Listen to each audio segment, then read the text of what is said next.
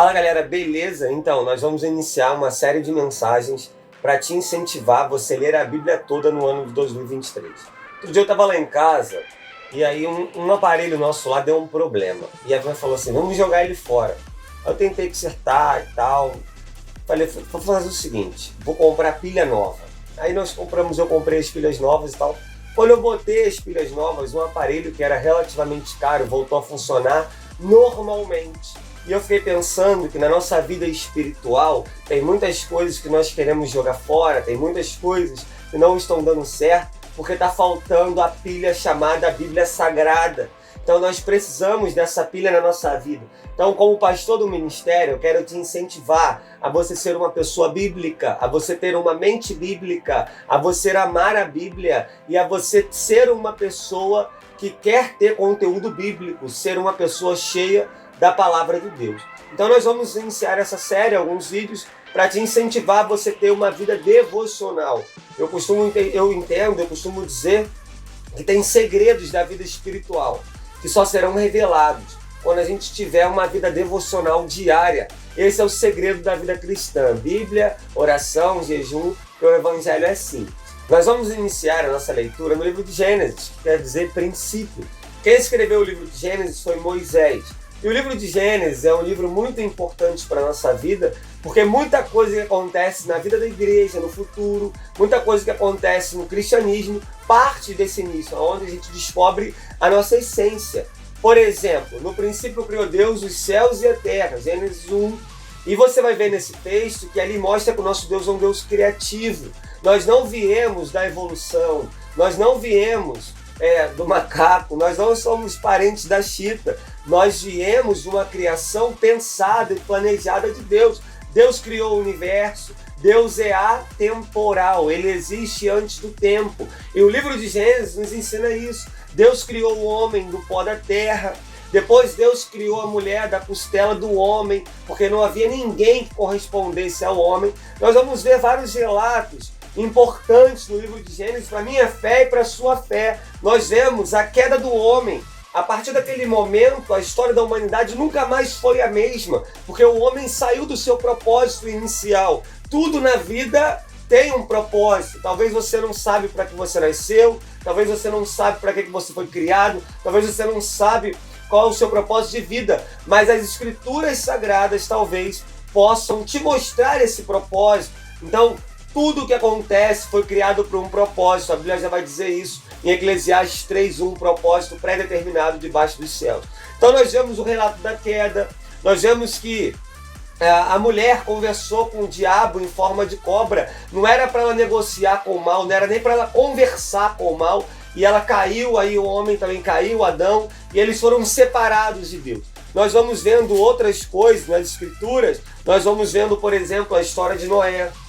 É um camarada que foi justo, íntegro, temia o Senhor e evitava de fazer o mal. Deus fez uma aliança com Noé, no qual disse para ele que não iria mais destruir a humanidade daquela forma de água. Uma outra coisa que é interessante é nós analisarmos a vida de Abraão. Mano. É interessante porque ele é o pai do judaísmo. Através da vida de Abraão, muitas coisas começam a acontecer para o futuro da igreja, começam a apontar para o cristianismo. Então nós vemos que ele é o nosso pai na fé. Abraão foi um cara que largou tudo, abriu mão de um monte de coisa.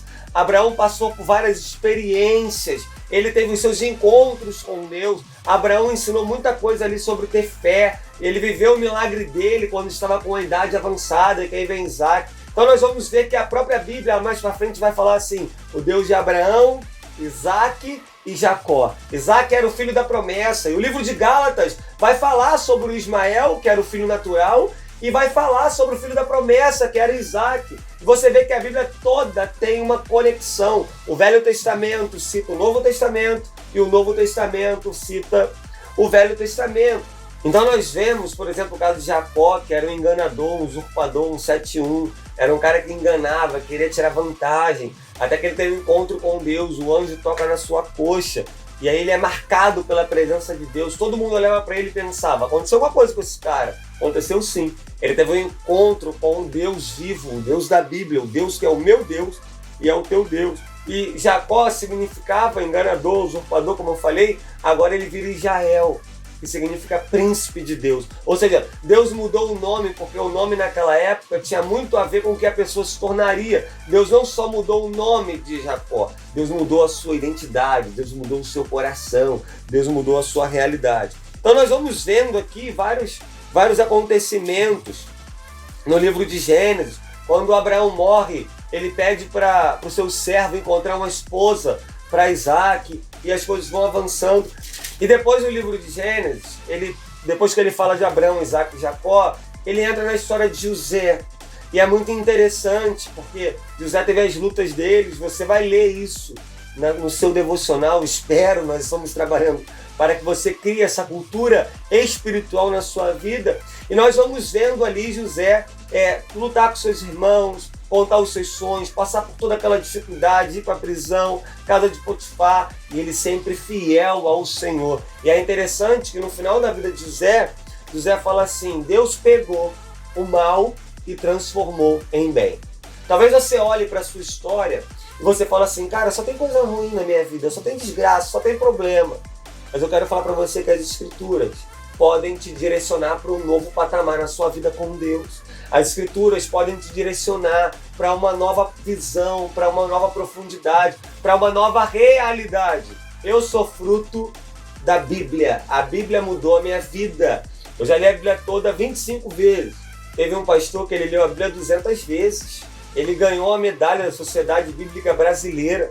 Então, nós queremos ser o povo da Bíblia. Nós queremos ser o povo das Escrituras. E você, adolescente, precisa ser um adolescente bíblico, mano. Precisa ser um adolescente profundo. Então, isso é um pouco do livro de Gênesis, tem muitas outras coisas, mas acredito que vai te dar uma direção para você embarcar com a gente nessa aventura do primeiro livro da Bíblia. Deus te abençoe.